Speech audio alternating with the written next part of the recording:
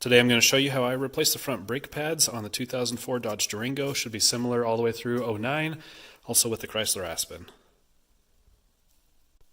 I'm going to be using the Duralast Max official brakes of NASCAR. I got these from AutoZone. This is part number DGC996, as you can see right here. Lifetime warranty. After tax is about 39 bucks. I'm going to open this up, see what we got in here. Nice thing is that you will not have to pay for these again if you wear them out. The last pair that I had lasted me about 3 years. So you can see the pads there. And they come with the new slides right there. Take a little bit of organic grease. The box says premium brake pads for exceptionally smooth and quiet stopping. This particular set of wheels has a center cap lug nut cover. There's a couple Allen bolts in here, Allen head bolts, holding that in place. I'm just going to slide that in there and loosen that up. There's two of those on these, but your wheels are probably different. You gotta remove these first.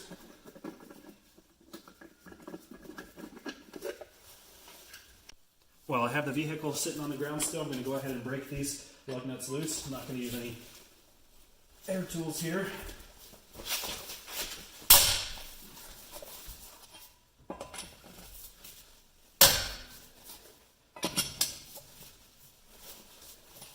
Now you don't want to turn these too much. Just enough to break them free. And do this on both sides before I jack it up. I put a couple of wheel chocks, one on each back wheel, under the tire there. I'm going to go ahead and lift up the vehicle. I'm going to get this more or less right in the middle of this bar. Got to get this high enough to have some clearance. You got to get the tires off the ground.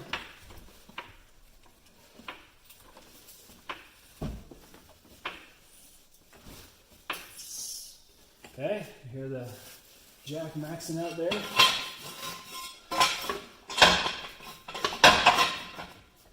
I'm going to use some jack stands for backup.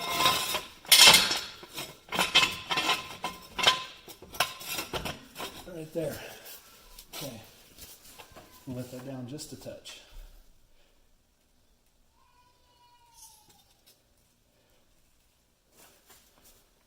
Okay, and just for a little bit extra safety, I am going to leave the jack right where it's sitting. And I do have a little bit of clearance for the tires. I'll show you right here.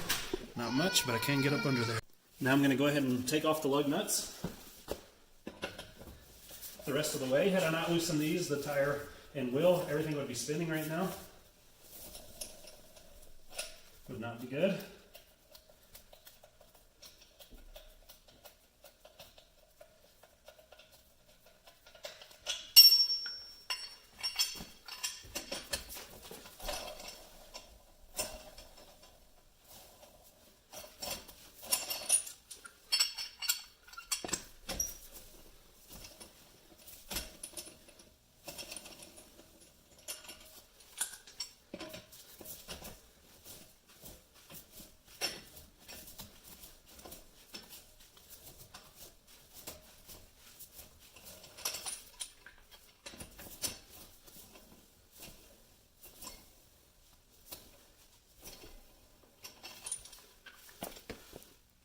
Now I will go ahead and take the wheel and tire off. Remember, I didn't have a ton of clearance, but I did leave myself some. Just going to set this over off to the side. And there we have it.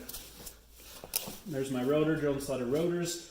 I've got my brake caliper. The pads are up in here, one on each side. And I'm going to go ahead and start taking those off. I'm going to take my fingernail and run alongside the back here. See if I can feel any grooves.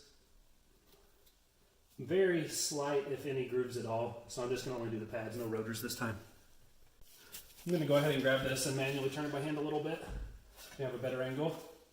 And I will go ahead and take out these two bolts here, 13 millimeter.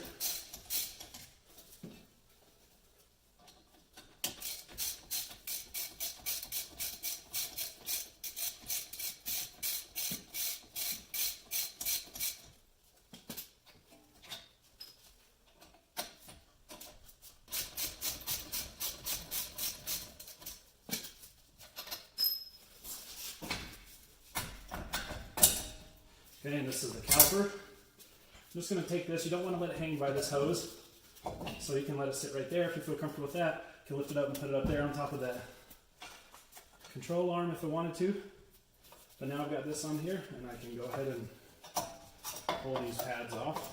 I'm going to put that back on for now.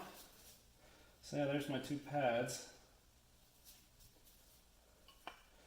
Back side is worn slightly more than the front side, but yeah, I'm going to go ahead and swap these out.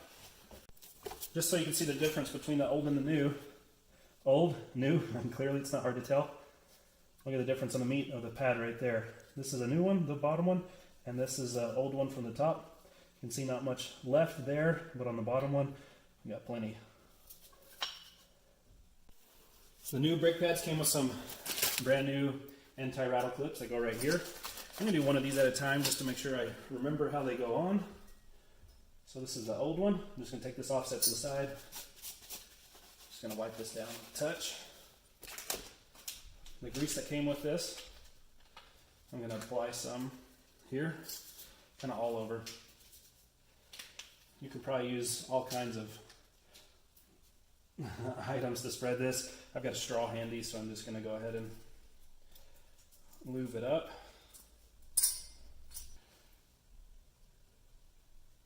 And if you don't like using the Q-tip, straw, whatever else, you can switch back to the gloves if you want. Alright, I'm going to put this back on how it was. Right in there. Now the other. And these can be reused. You want to use a wire brush or something similar there. There we go, that's better. I'll take my caliper, and there's two pistons on these. A lot of smaller vehicles and cars only have one. You can put an old pad right there, and the idea is to compress these down, both of these down all the way in,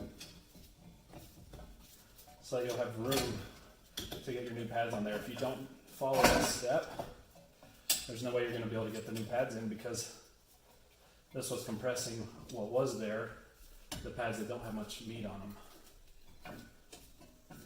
them. So ideally you do this right in the middle. Looks like my clamp slid over a little bit to that side. So I'm going to now loosen that up sufficiently to put on this other side.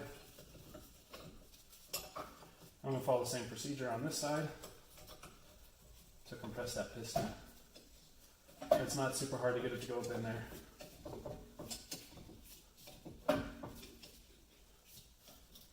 Okay, you'll feel when it's done, you just won't be able to go anymore. I'm going to double check this one just to make sure it's right where we want it. Okay, that's as far as it can go. So push this off to the side, take the old pad back out. Alright, so now we've got our pistons pushed all the way in there. We'll go ahead and set that back up in there. Okay. And now I will go ahead and put the pads on. I'm going to start with the front one here.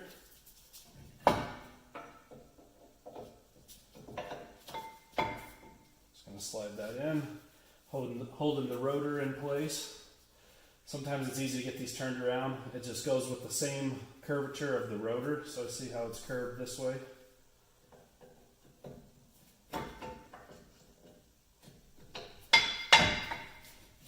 And of course I slid it off the front.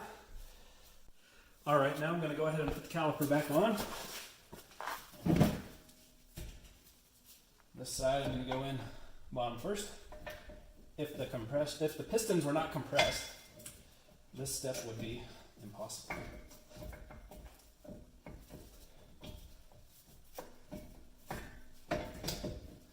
I'll put a lug nut on there just to try to help keep the rotor in place. Alright, there's that. I had to bend that a little bit, so now I'm going to push it back down just a little bit. Alright, and now I'm going to go ahead and tighten these down. These are the 13mm head bolts.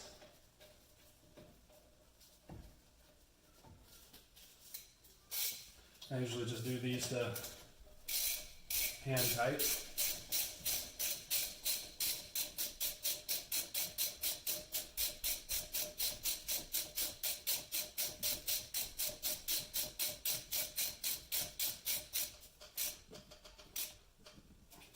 Now the bottom.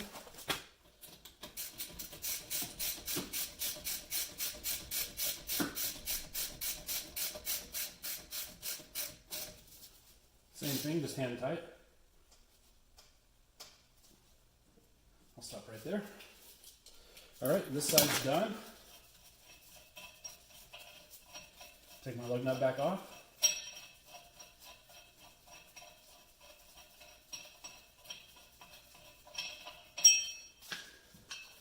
Hub-centric spacer back on for the wheels. All right. Go ahead and get this lined up.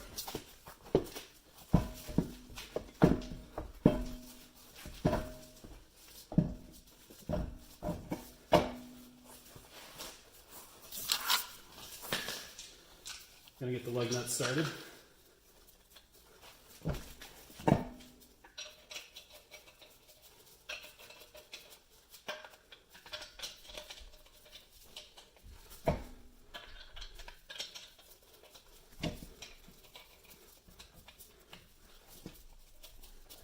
All right. Try that again. Get the wheel in a good position. Get it all the way on there. I'm not trying to get it super tight yet.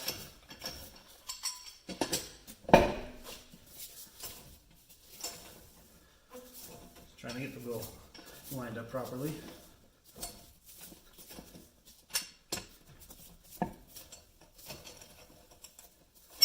Oops. Standard lug tool doesn't fit in the holes, but this one does, this socket.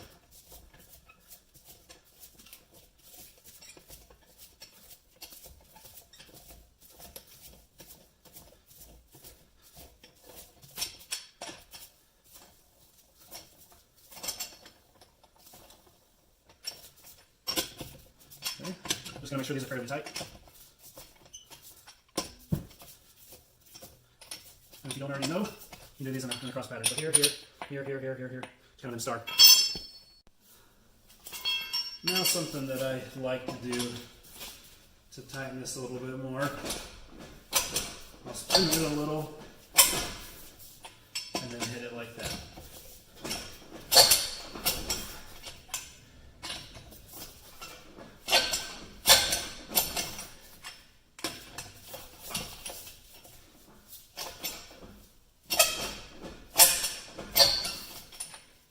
And then when I start to lower it, before I set it all the way down, as soon as the tires have good contact with the pavement, I will go ahead and tighten this down a little bit more. But for now, I just want to make sure that I can get these on straight and even. All right. All right, I'm going to go ahead and let this down a little bit so I can tighten those lug nuts the rest of the way.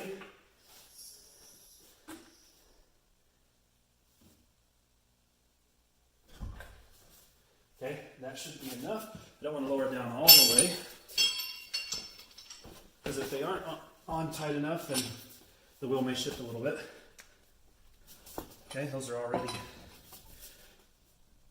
pretty tight from the technique that I showed you earlier.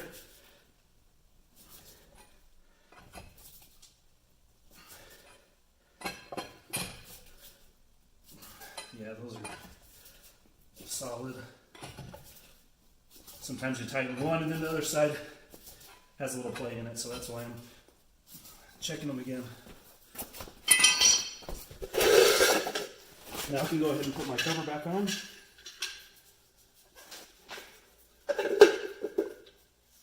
Now this is made out of plastic, so I want to make sure I get these on tight enough so they don't fall off when I'm going down the road, but I don't want to tighten them so much that they crack.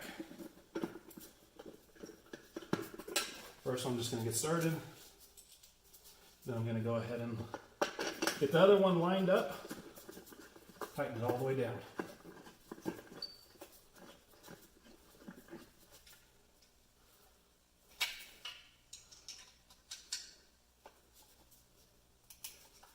Okay.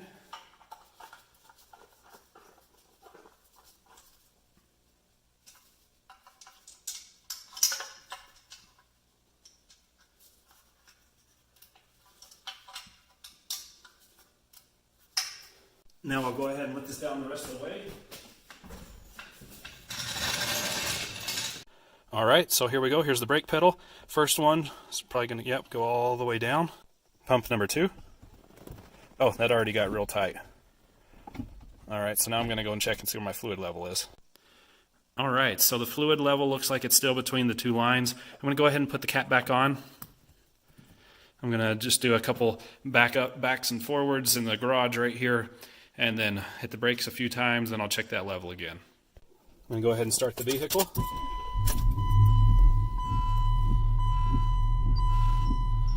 I'm going to give it a few pumps.